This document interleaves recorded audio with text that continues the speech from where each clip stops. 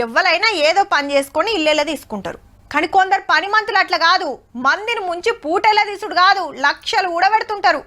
పెద్ద పెద్ద చదువులు చదివి పెద్ద కొలువులు వేస్తోలే ఆఫర్లు అనగానే ఆన్లైన్లో అంగట్లో పోయి ఆగమవుతున్నారు. ఇక తెల్లారితే పొలం బాట పట్టే రైతన్నల పరిస్థితి ఇంకెట్లుంటది? హల్కగా బోర్లేయచ్చని ఊర్ల బాట పడుతున్నారు ఉత్తములు. గిల్లు గాబాపతిగాళ్లే.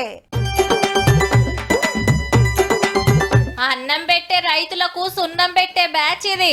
వరంగల్ జిల్లా గీసుకొండ పరకాల రైతులకు నకిలీ ఇత్తనాలు, డేట్ దాటిన పురుగుల మందులంట కడుతున్నట. సూపులకు మంచిగానే ఉంటాయి, నాటితే మొలక కూడా రాదు. కల్తీగాళ్ళు ఏడేడ మోపైండ్రని పోలీసులు చెకింగ్లు పెంచిండ్రు కదా. దుక్నాలు పునుకులాడుతుంటే బయటపడ్డారు. 57 లక్షల విలువ చేసే నకిలీ పురుగుల మందులు, ఇత్తనాలు దొరికినాయట.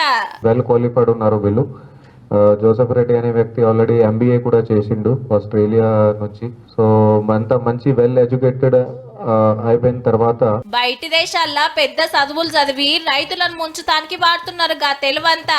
అటు ఆదిలాబాద్ జిల్లాల రైతులను ఆగం చేస్తున్న 34 మందిని అరెస్ట్ చేసిండ్రు. బ్యాంకుల లోన్లు తీసుకుంటారు కదా, టైం కు కడితే ఇంకింత లోన్ తీసుకోవచ్చు. మీరేం రంది పడకుండ్రి, మీ అప్పు మేం కడతాం, మాకు 130 రూపాయలు ఇయ్యుర్రి సాలని మాట్లాడుకుంటున్నట బోకరిగాళ్ళు. వీళ్ళని ఎట్లా పట్టేసిండ్రంటే, ఫార్మర్ లాగా పోయి ఈ పాస్బుక్ ఉంది, బ్యాంక్ అకౌంట్ నుండి లోన్ కావాలి, లోన్ రెన్యూ చేయాలి. సో వాళ్ళు డైరెక్ట్గా 30% అడిగారు. రైతులను ముంచేతానికి ఒక్కొక్కళ్ళు ఎట్లా పోటీలు పడుతుండ్రో చూసిండ్రు కదా.